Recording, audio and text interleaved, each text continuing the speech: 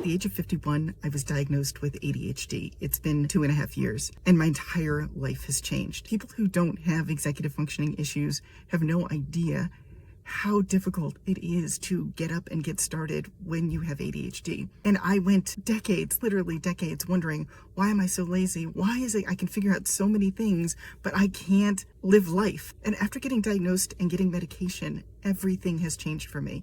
I'm not all the way where I want to be, but I've left a relationship, I've moved to new cities, I have routines, I have habits.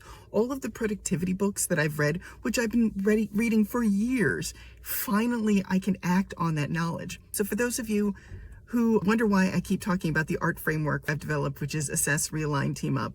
That assessment is key. If you're having a lot of trouble, maybe you need to go to the doctor. Maybe you need to work on your sleep schedule. Maybe you need vitamins. These things can all affect us. Don't be so quick to just call yourself lazy. Take the time and invest in yourself. And I've got to tell you, especially if you have ADHD, the process for getting diagnosed can be trying, let's just say. The process of getting on the medication can take a while. I happen to get lucky on both of those accounts, but I wasn't so lucky in the fact that when I grew up back in the 70s and 80s, they didn't diagnose ADHD that often. And I always hear it's manifests differently in girls. And as a person who they call 2E, because I was considered a bright student and I also had ADHD, it was easier for me to hide.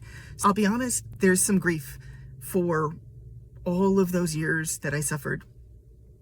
And I hid it so well that so many people have no idea how hard it was to just do laundry, to shower, because they could see that I could write books and I could do stand-up and I can do all of these things. But regular life things were so hard.